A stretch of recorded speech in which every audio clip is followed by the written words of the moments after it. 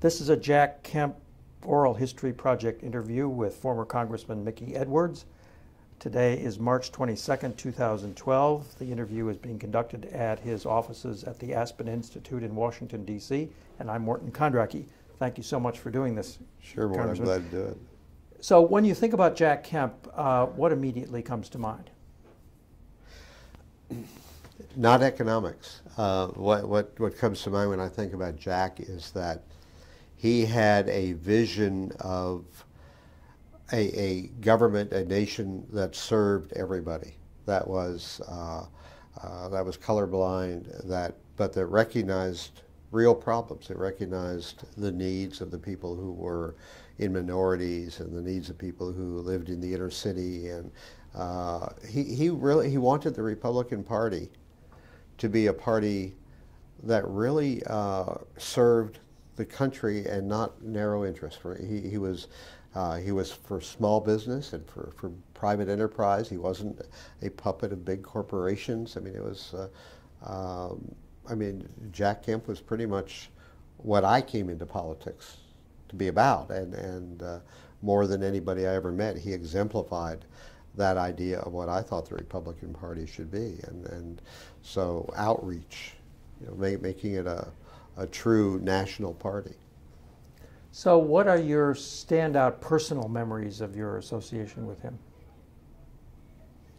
During the time that he and I were serving together, we had wars, we had recessions, we had all kinds of problems, and Jack was always upbeat. Jack was the perennial quarterback that no matter how far behind you were, you knew that on the next play you were going to break a guy free to catch a 40-yard pass, and go tie the game. I mean, what my experience with Jack was that he melded not only perpetually upbeat, approach and positive approach, but that he also felt very strongly about a lot of things. I remember would I call this a conflict? I don't think it was a conflict at all.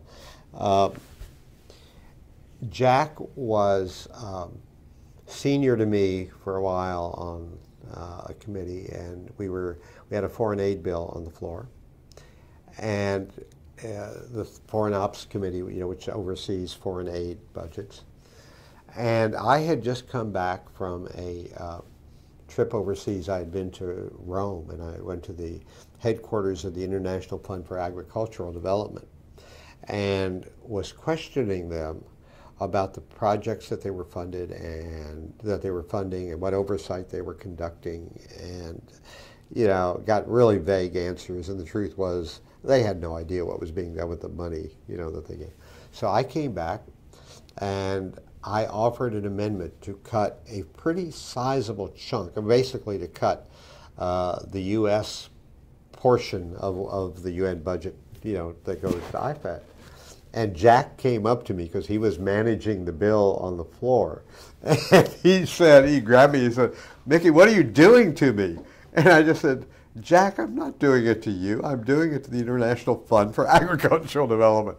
But he was so full of enthusiasms that he wasn't just managing this bill. He was invested in this bill. He fully understood the importance of foreign aid as soft power and all that, and so he came forward with the bill in this form, and I was trying to change it. And we were good friends, but why are you doing this to me? And so I've always remembered that he was. I didn't know Al Smith, obviously. I'm not that old, but I'd say Jack was the original happy warrior that I knew. Any other anecdotes? I don't know that I'd put him in the anecdote category. It was, I saw him, give speeches at various meetings. He came out to Oklahoma and he spoke for me at a fundraiser. And, one of the mistakes that people in politics make is that they tend to, they're trying to manage their time and do all this. So you go into an event and you shake hands with the donors, shake hands with the volunteers. Jack would, immediately make a beeline to shake hands with the people who were serving the food and people who were, doing all the menial jobs. And I remember that when he would come out there, is that, and you get people who want to go to the petroleum club if you're in Oklahoma City, or have all this fancy stuff. And Jack, who was much more a big name, said, "What's the best Mexican restaurant?" And I took him to this place way over in southeast Oklahoma County, which a very poor part of town, and it was kind of a dumpy little restaurant, but it's the best Mexican food you'd ever find. And he was just totally deliriously happy. So I mean, for a guy who had been an all-pro quarterback, who had was one of the real stars of the party. I mean, he was just as down to earth, and this was not an act. This was him every single day. That's just who he was. And I know of nobody today in either party who's like that.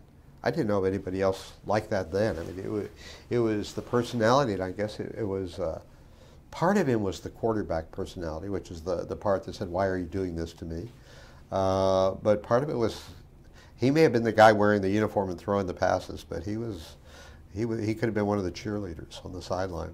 I mean, that's who he was. And I think he would appreciate this.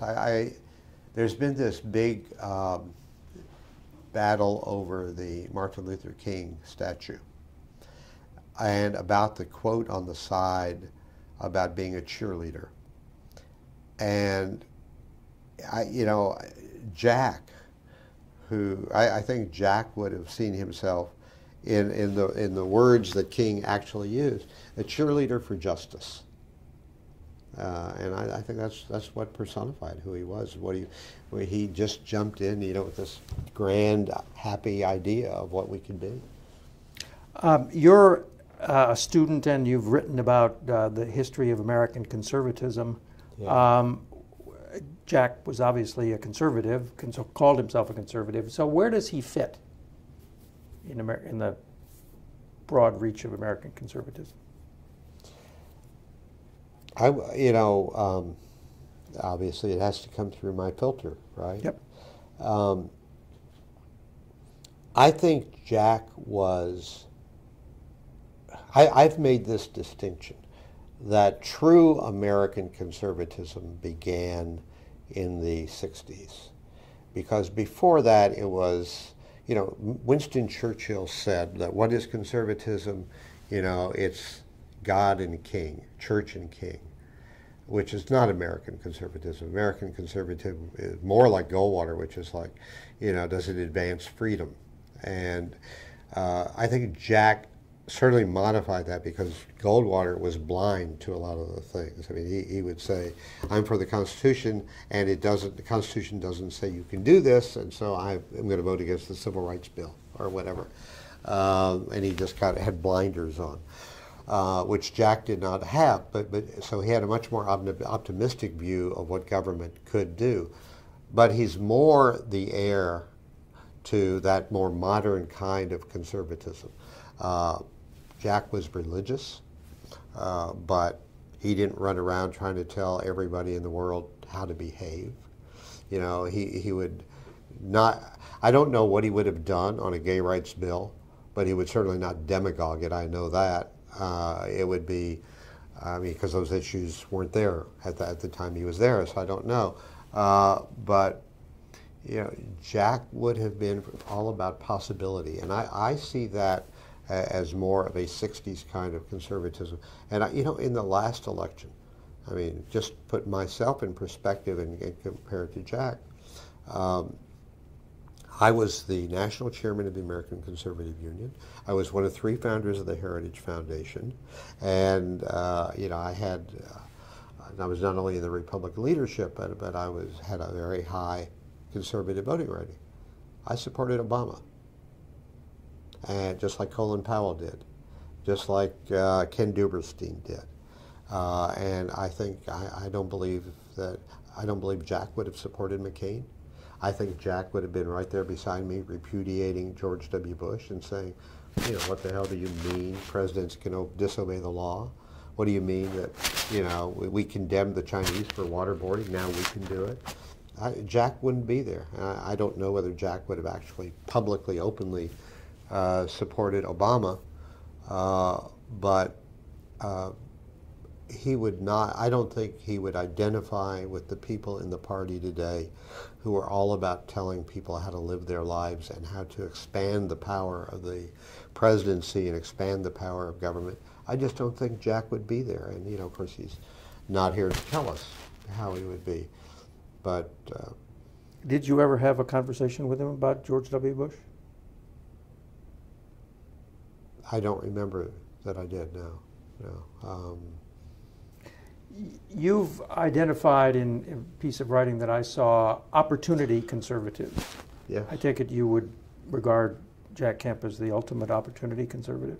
Yes, but I have to draw a distinction because Jack, who was one of the smartest people I knew, and certainly socially smart and all, was very much opportunity Republican.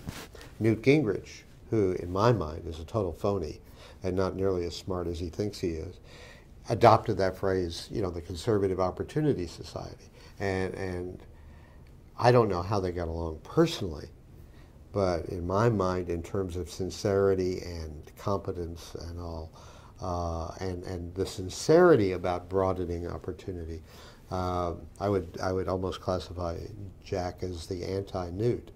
But Jack really believed in opportunity. He really believed in it. He believed in creating a path for people, you know, not punishing.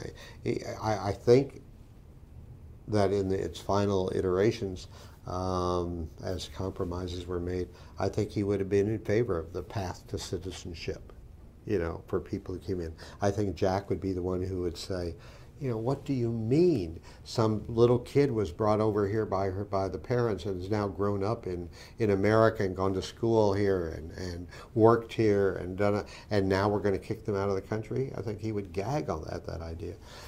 So I mean, he also, my guess is that Jack would have been in the front lines railing against what the big corporations did, you know, with on banks and you know, the Goldman Sachs's and all that, because he believed in free enterprise.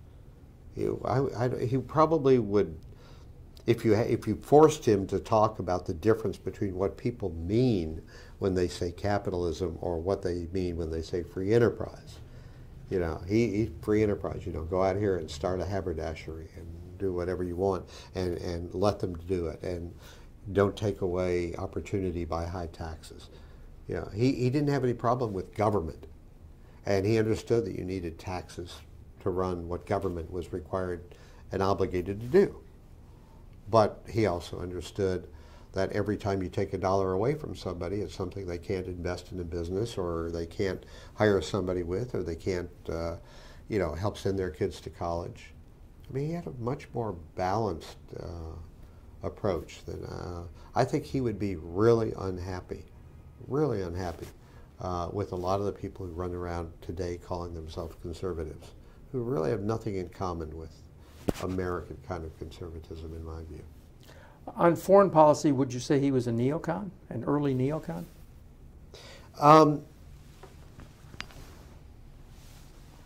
I think you know this actually pretty well, better than I do, but I think the definition of neocon has changed, in that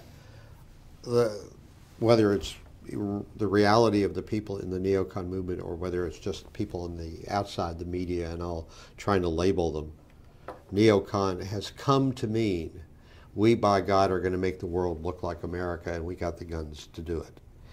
That's, I think, I would say that the way I understood neocon, and I think where Jack would completely agree, is sell American ideals, sell American values, you know, use foreign aid, use the bully pulpit, what other means, to get people to have democratic governments, to have free elections, to you know, have rule of law, have the essence of America. But I don't think that he was.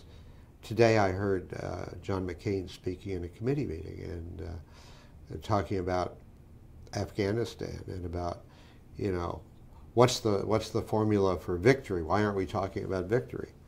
And I don't think Jack would get caught up in that kind of rhetoric. You know, I think, you know, he believed in a very strong national defense, but it was to defend us. It wasn't to try to impose American values on other people. So I would say, in terms of when the neocons movement kind of came to fruition, yeah, Jack was very much a neocon. He was a neocon like Carl Gershman and the people at the National Endowment for Democracy and all. But in terms of the later ones who said, you know, well, we've got the bombs and, you know, we can make it happen, I don't think he would be that kind of a neocon. He was in favor of the Contras. I mean, he was. So was I. Yeah. Yeah. In fact, you know, I was the floor leader for the Contras. But what the Contras was it was providing the means for a people to be able to rise up against their own, you know, in this case, pro-Marxist government. Would he have been in favor of a U.S. invasion? I doubt it. I doubt it. He was in favor of using the means that we have of soft power, you know, support, you know, and I completely agree with that. Jack was a very big ally in the Contra thing. In fact, I worked with he and with Dick Cheney and with Democrats like Charlie Stenholm and others, and I chaired that bipartisan task force for the Contras. In fact, the Bolin Amendment was basically overturned by my amendment. The Edwards Amendment provided $100 million in aid to the Contras, and Jack supported that. So, yeah. So when did you first meet him? I don't know that I met Jack until after I was elected. He was already in the House, and I knew a number of the members in the House already. But I don't think I knew Jack until after I'd been elected. I met him, and we were both members of the Republican Conference. So when were you the head of the National Conservative Union? American Conservative Union? Yeah. Well, I can't remember exactly. Before you were in Congress? Yeah. And then I resigned, you know, when I got to Congress. The same thing with I was a founder of the Heritage Foundation. That would have been in 1973, and I got elected to Congress in '76. So I followed Phil Crane as ACU chairman and preceded David Keene. And so you had no association with Jack while you were at the ACU or the Heritage Foundation? Because he was involved with both of them later on. Later on, and I'm sure that he did things that were supportive. But, well, I'll tell you the first thing where I remember really getting to know Jack and being just amazingly impressed by Jack is in my first term, I started a lunch group. And I said, how do we create a Republican Party that cares about African Americans, that cares about the poor, but that is conservative? You know, that's before anybody invented the term compassionate conservatism or whatever. So I started this lunch group, and I decided that I would invite, it would be by invitation only because it was my lunch group. And I would choose the speakers, and I would decide who would be the very small group of people that I would invite to be part of this lunch group. So it included people like Ed Bethune and Bob Livingston, people who were known for outreach, you know, across racial lines and gender, you know, people like that, and Jack. Jack was, so in my first term when I said, who are the people who represent what I think? You know, it was Jack. And, you know, I went by to talk to him and get him to do this, which he did. Our very first speaker was Gene Kirkpatrick, who was then, this was prior to the Reagan election, and Gene was a professor at Georgetown, and so in fact one of the first things was, she wrote this article for Common Sense magazine called, Why We're Not Republicans, and so we had her come talk about that. So Jack was very much involved with me when we started doing stuff like that. Was this an ongoing enterprise? Yeah, we did it. Well, we did it for, maybe 6 or 7 meetings. I mean, it didn't become something that we just continued forever, but we formed this relationship of people who had this kind of common mindset about, what it should be, and what conservatism should be, what republicanism should be. And Jack was one of the very first people I reached out to, because everybody knew that Jack was about, we're all in this together. We're one country, and everybody has aspirations, and he, more than anybody I can point to today, maybe more than almost anybody then, he was really, maybe because of playing in pro football, I don't know, but he had this real awareness of the difficulties that African Americans faced, and and a respect for what they needed to have opportunity. So I think that that's my earliest recollection of what Jack was all about. He supported these tax policies, which I love. I mean, I'm very much a Kempian, I suppose, but it wasn't about drowning the government in a bathtub.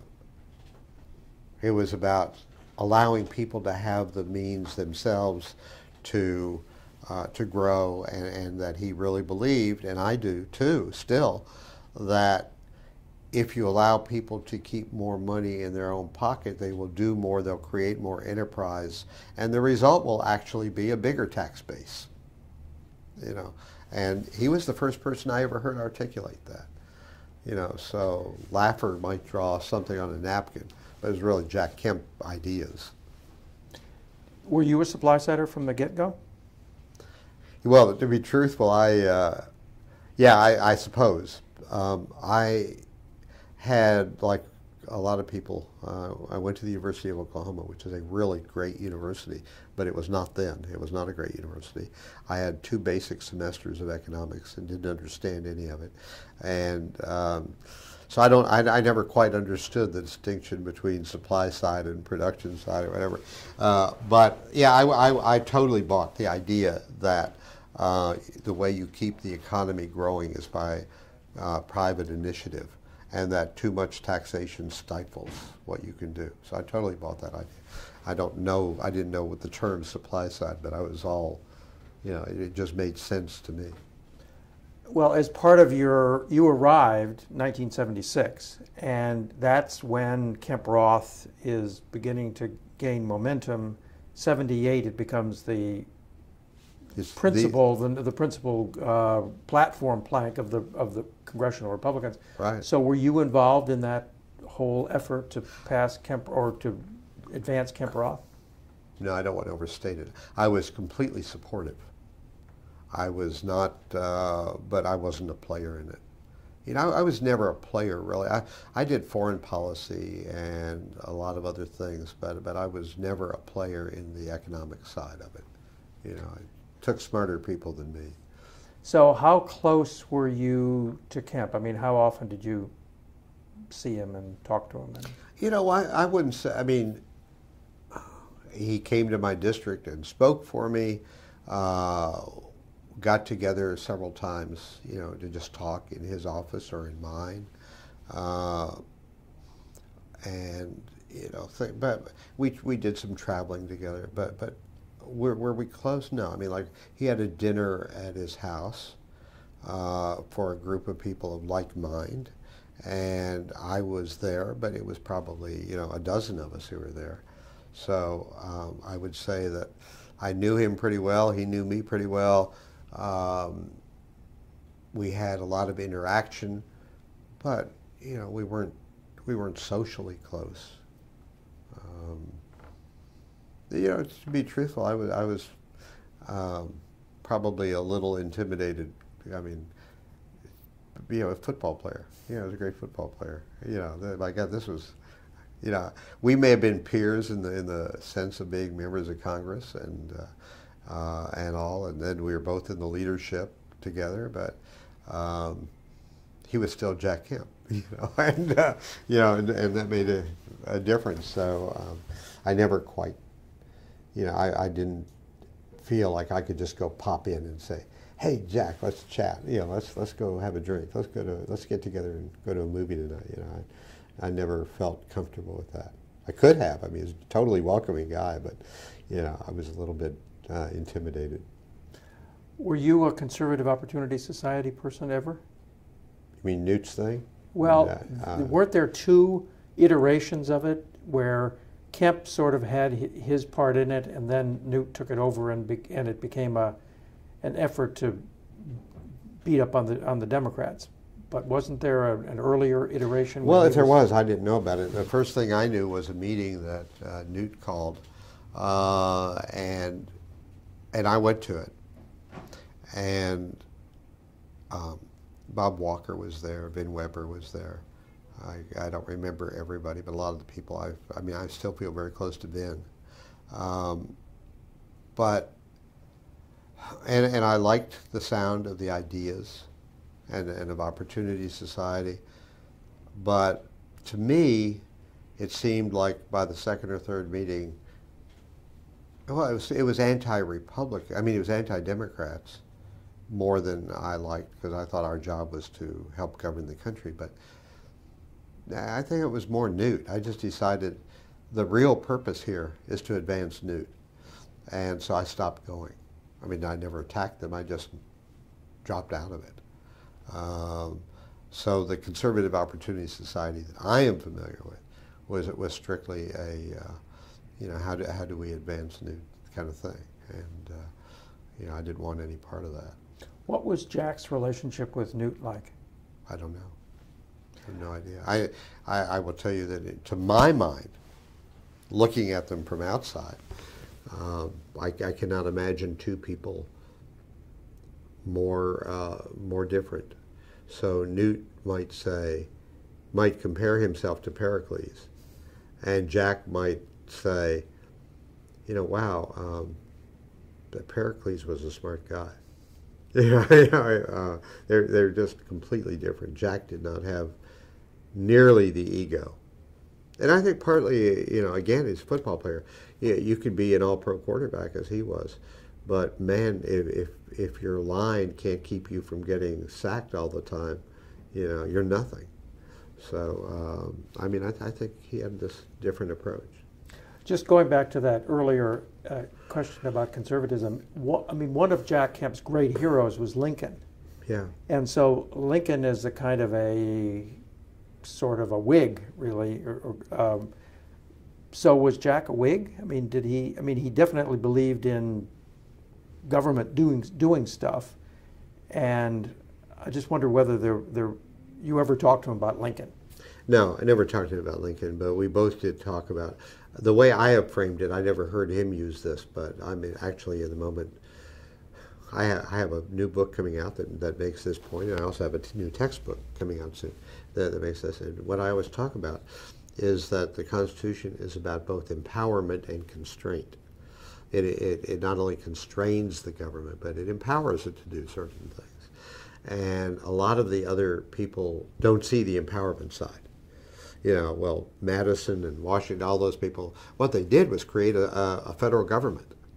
And they wanted it not a, you know, they didn't want, you know, the Articles of Confederation. They wanted a federal government that could operate. And he understood that. So Jack was,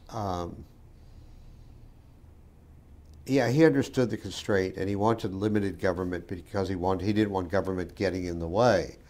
But it wasn't, he was all about what government can do for people, short of getting in the way, what government can do to help, you know. He understood about a rising tide lifting all boats, and that what you needed to do was to try to make sure that the circumstances were there so that the tide did rise. You know, so I never heard him talk about Lincoln. I never heard him mention Whigs, but he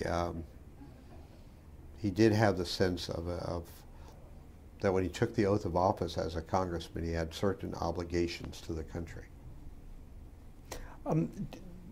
He became a leader in 1981, but announced in 1980, right before the election, or I guess after the election, December 1980. So were you part of the effort to get him elected to the conference chairmanship?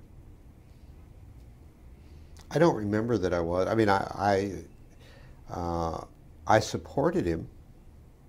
Beat John Rousseau. Yeah, no, I supported him, but you got to remember that I was pretty junior member, you know. So if Jack turned around to see who's my leadership team, it never would have occurred to him to ask me, you know. So I had become fairly associated with Trent, because Trent had made me one of the regional whips, and also, I mean, I was involved in those circles. So I was for Jack, but I was not any key player in any of that.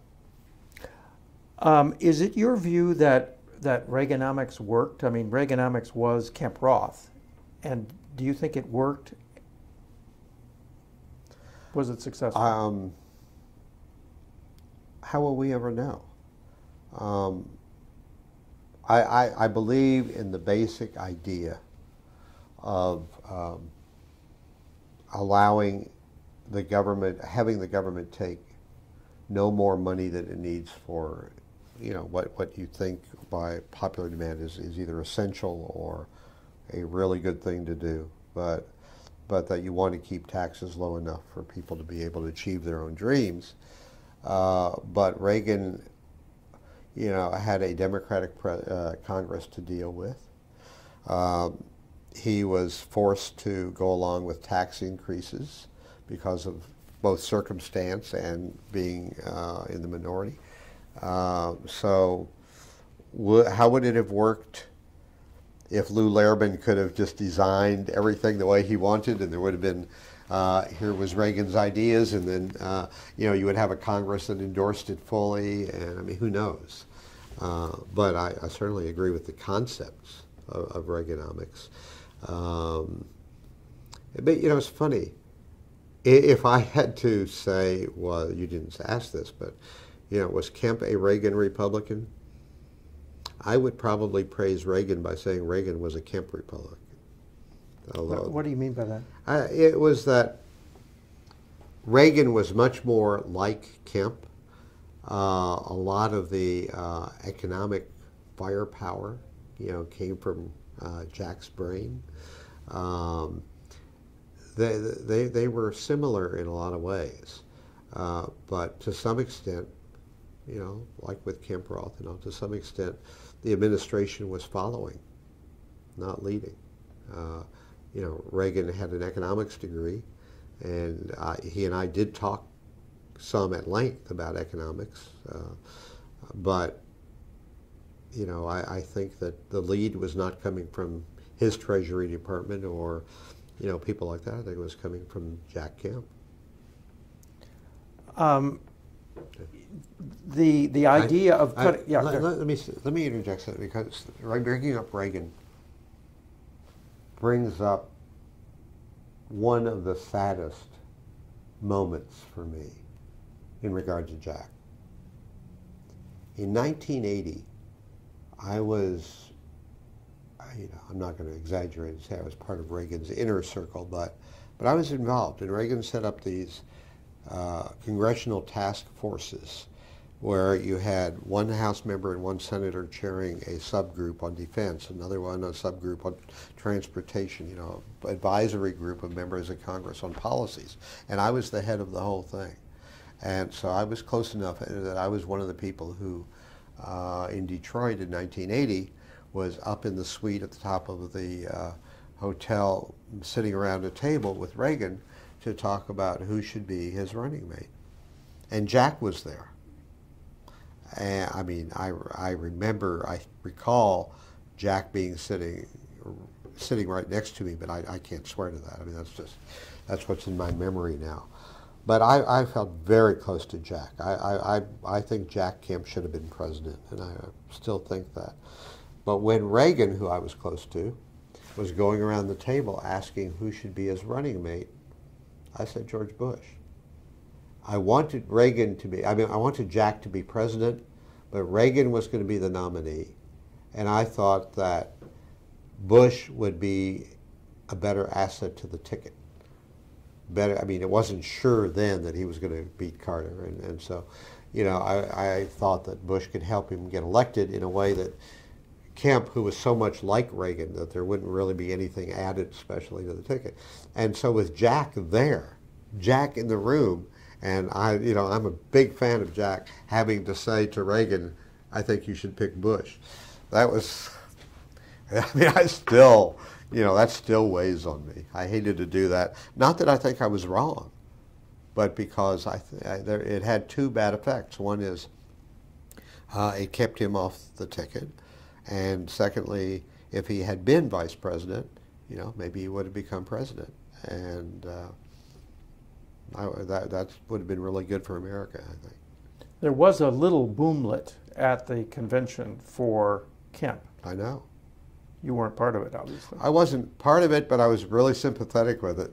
I mean, I felt exactly the same way. And I was... Did anybody at that table recommend Kemp? I don't remember.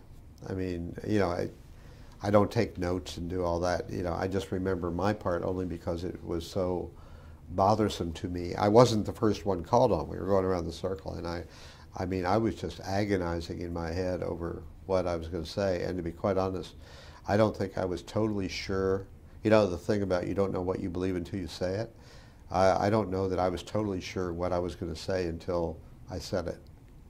What did Kemp say? I don't remember.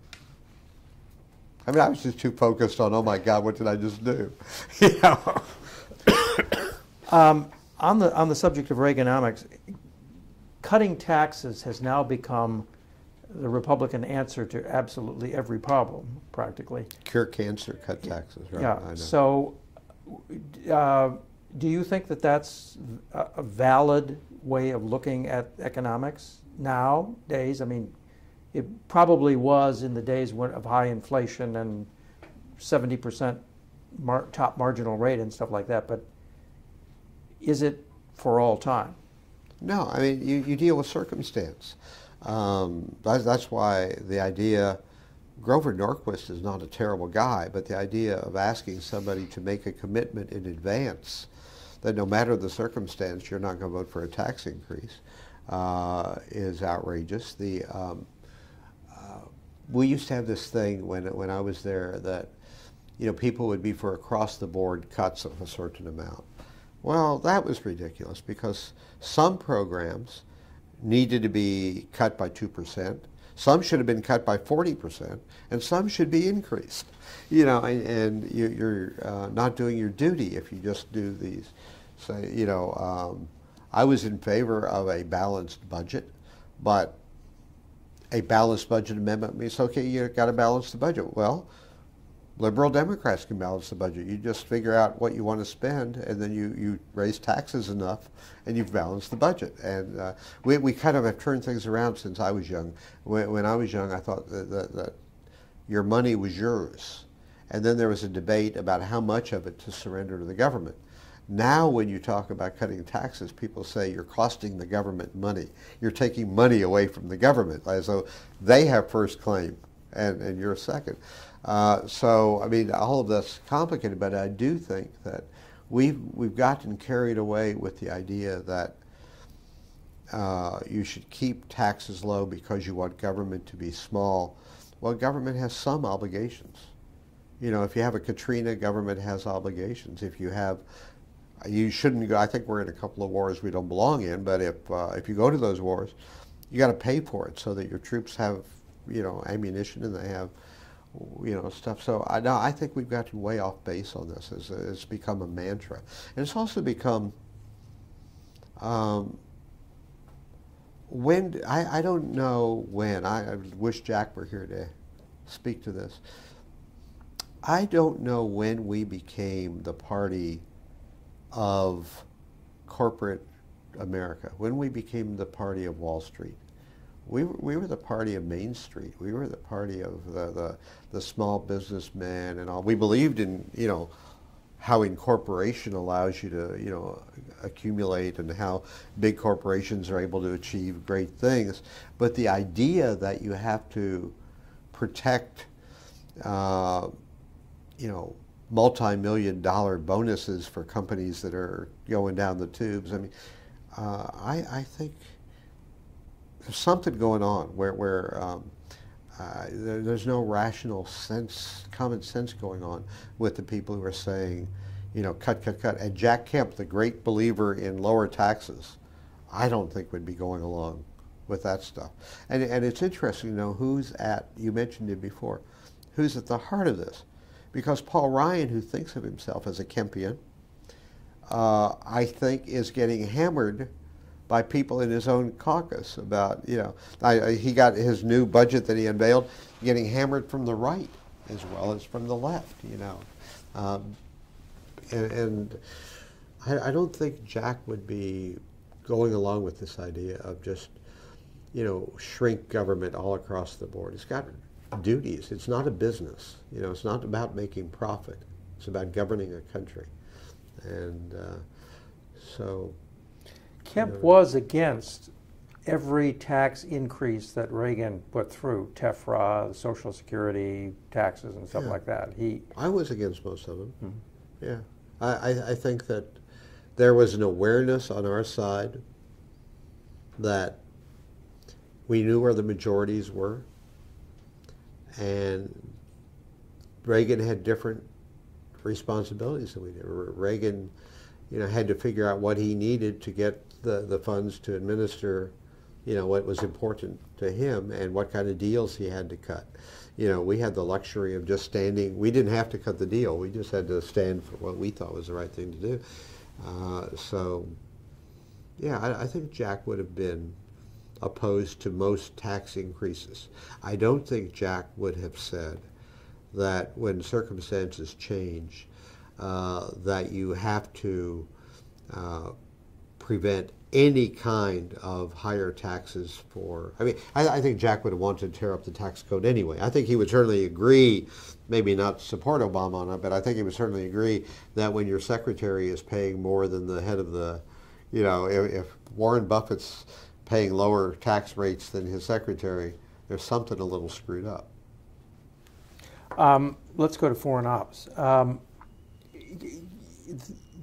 David Obey suggests that Kemp was too busy running for president or doing whatever to pay really close attention to what was going on in the committee. Is that a fair charge? No, I don't think so.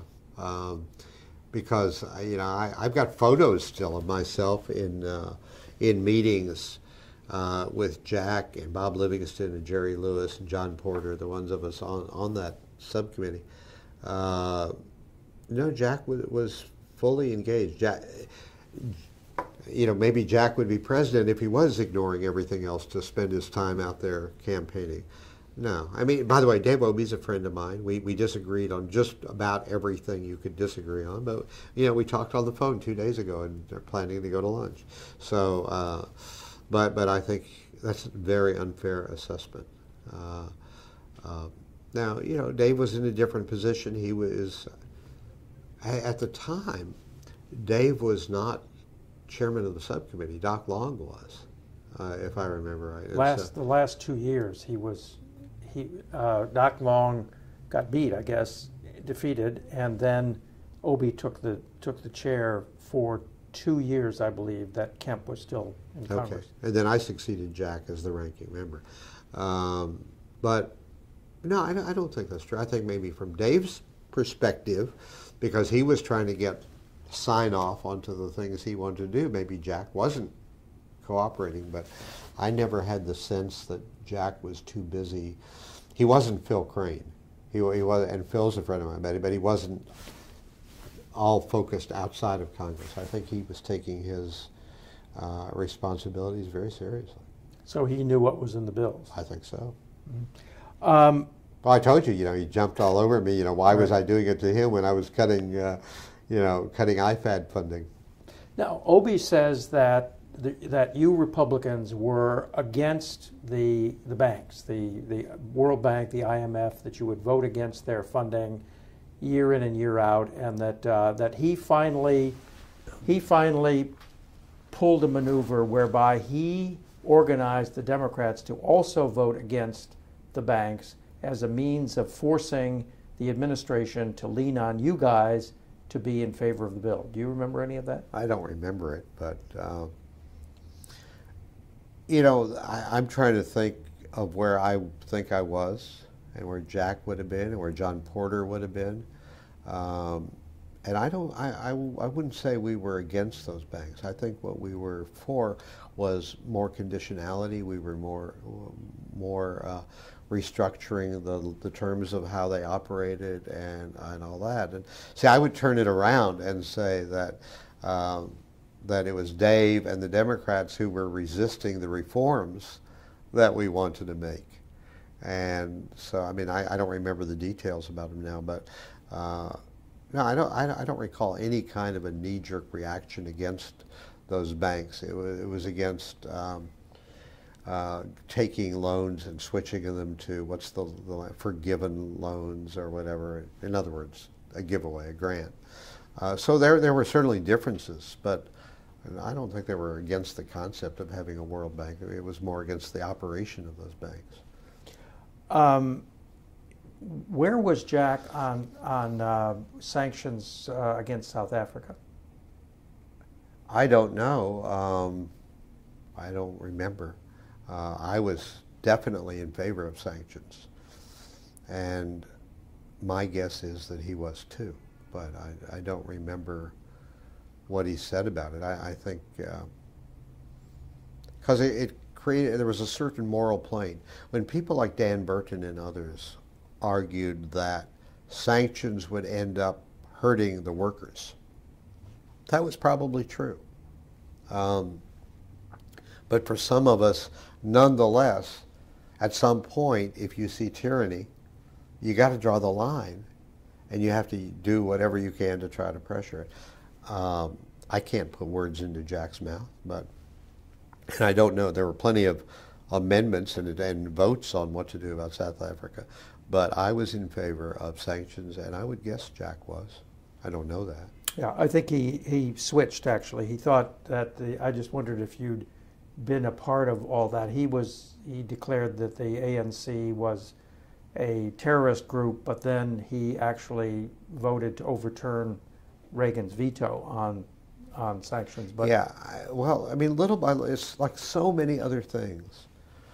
You learn more, and so at first, when the claim is made that the ANC has communist ties, and they're trying to overthrow a pro-Western government, and sanctions will hurt the black workers and all that. There's a certain merit to that argument. And then as you learn more, here's a good example. Jack and I both supported the Salvadoran government against the rebels and supported the Contras against the Nicaraguan government. As time went on, I never changed my mind, and Jack didn't, about the Contras.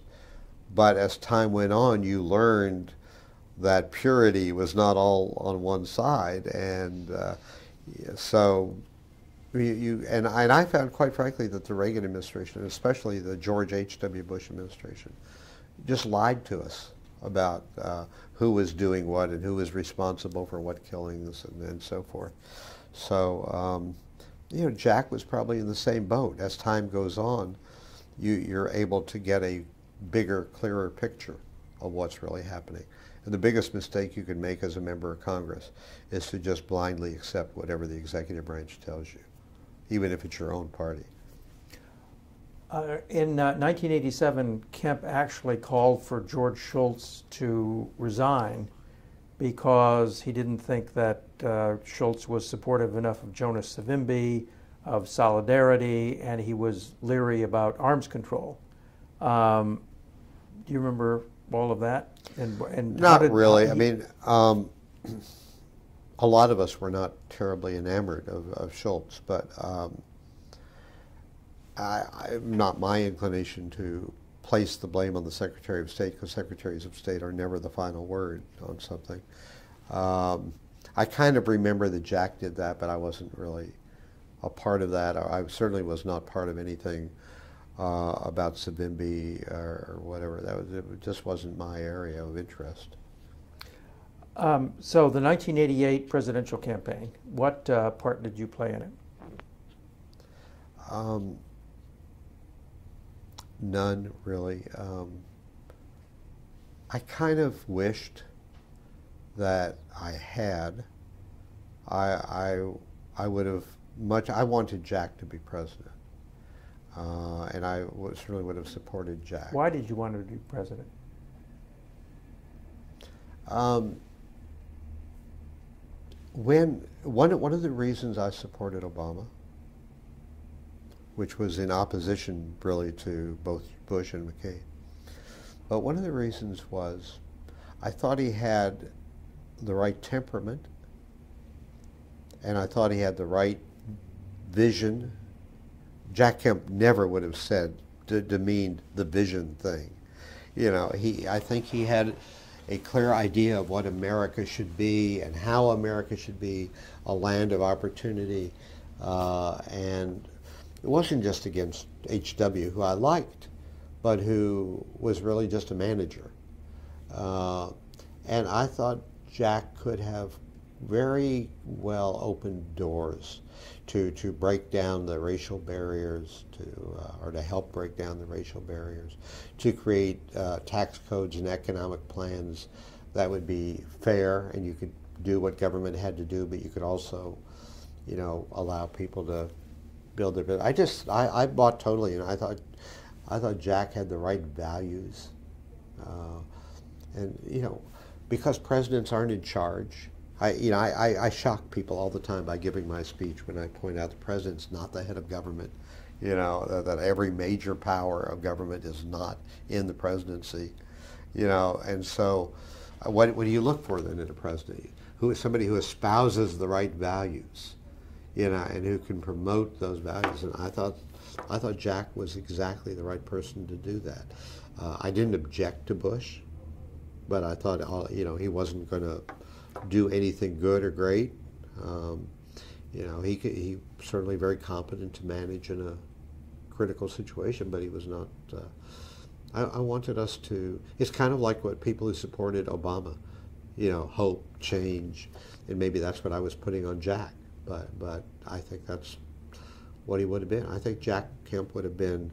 I think had it been able to happen, Jack would have gone down as one of the truly great presidents. And certainly in terms of his personality, in terms of his vision, in terms of his empathy, in terms of all that. You know, I think Jack was really a great man. And I think he would have been a very good president. But, you know, we never got that chance. And for whatever reason, it never took off. So besides opening the racial barriers that exist in the country, or breaking down the last ones, what else would he have done that would have made him a great president? No, I think that he would have had a better way of figuring out how to deal with the economics, the tax code, creating different relationship. But he actually saw business and labor as on the same side. They were the two halves of the production side. So, I mean, he brought this whole different idea, and I think he would have worked to try to create a vibrant economy that did not pit one against the other. How he would have done it, I don't know. Jack was a lot smarter than I am, and he would have, you know, so I don't know what he would have done, but I think Jack was about, you know, how to increase prosperity for all Americans, because he really saw that when you had some part of America, black, Hispanic, whatever it was, that was doing badly, it was a drag on the rest of us. And so, I mean, to some extent, I think he would have been a great president just because of the attitudes and the ideas that he would have brought. And I will tell you this, Jack Kemp would have gotten enormous pushback from Republicans in Congress if they were like the Republicans today. Enormous pushback. Just like I've always said, I don't think Ronald Reagan can win a Republican primary today. You know, I'm sorry we didn't have the chance to find out. So you endorsed him in '88, but you weren't Right. central to the campaign? Not at all. Did you campaign for him at all? No, I don't think I was ever asked to campaign for him. I mean, I was, so as I said, I was not part of his inner circle. You know, it was, I was a big fan. I was more of a fan than you know, a peer. So did you have much to do with him during the HUD years? I went to see him a couple of times, and I got involved in a couple of issues. I don't remember the details now. You know, so yeah, I mean, I went over, I talked to him in his office and so forth, but I wouldn't say it was a lot. Mm-hmm. It wasn't a lot. And, you know, then when after, you know, he was in government service, we still talked from time to time, but it was more casual. I mean, I wasn't like one of his little circle of, you know, people making plans together and all that. I mean, I wish I had been, but I just wasn't in that. So when is the last time you saw him? Oh, wow. I don't remember, actually. But when he died, it had probably been a year or more. I talked to him because when the whole idea of this foundation came up, you know, and when Jack was still alive and he was making calls to friends, he and I talked. We talked several times, but I didn't see him. And I know I didn't see him after he got sick, so it'd probably been a couple of years since I'd actually seen him. So, final question, how do you think he should be remembered in history? I'd have to say he should be remembered as the great what if. You know, what if, you know, we had Jack Kemp as president? He had the buoyant personality of FDR. He had the same vision as FDR. He did not have the same solutions. I mean, in many ways, I mean, it's just like Reagan was a big FDR supporter. It's what up here. It was here was a guy who had so much to offer, and the country did not take advantage of it. I don't know why that was. I don't understand why he could not. You know, he didn't have the advantage of. He was the true Ronald Reagan heir, but a guy who had been Ronald Reagan's vice president, you know, could claim to be the heir. I think besides the what if, the sad thing is that Jack laid out a roadmap. You can go back and read his books. He laid out a roadmap for a Republican Party that embraced opportunity and embraced all Americans, that somehow the people who now dominate the party have forgotten about. And I'm not just talking about Tea Party. I mean, Mitt Romney every day, who of all the candidates is the best of all the Republican candidates. Every day he says nutty things in terms of what government should be and about, you know, all this stuff.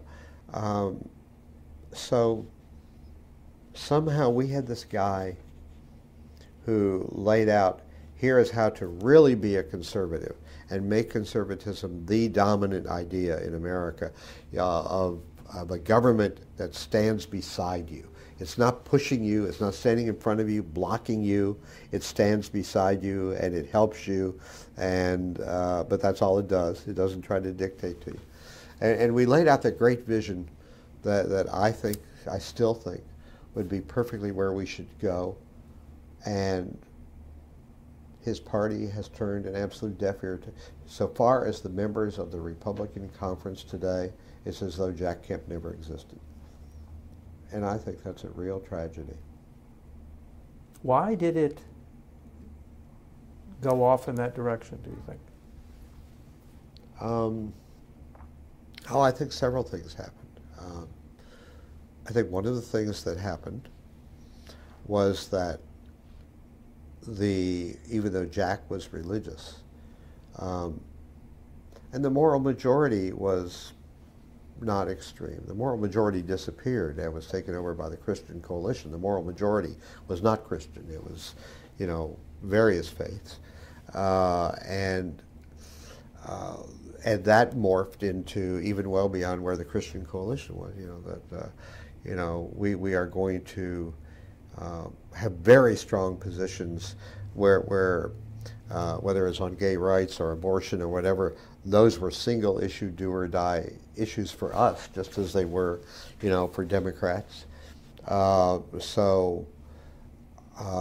We became more reactive against government instead of pursuing, where government could be useful. And I don't know where it all came from. I will tell you, in my last book, Reclaiming Conservatism, and then in this new one that's just coming out in July,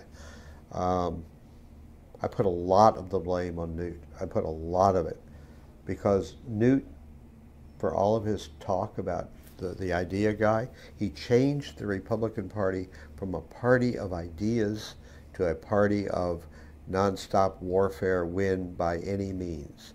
So instead of having where Jack might have had a serious economic conversation with Obama, Newt calls him a Kenyan socialist, or whatever. I mean, there is this, it changed the direction to you do whatever you have to do to beat the other guys. And Jack never would have bought into that. And that changed the trajectory of what the Republican Party was. That plus the rise of the religious right, the social right, and where that came from, I don't know. I mean, I don't know what fueled that. To some extent, Jimmy Carter fueled it. Remember when Jimmy Carter decided that church schools, this preceded Obama, with what he's doing now on contraception. When Jimmy Carter decided that church-affiliated institutions like their schools should have to be subject to taxation, the religious right just rose up, and more began to feel like they're under attack, and so.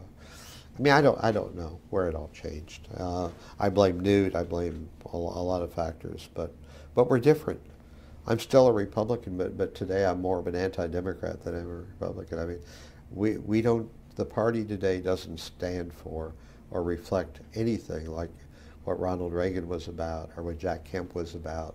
I mean, we've become some kind of an alien thing.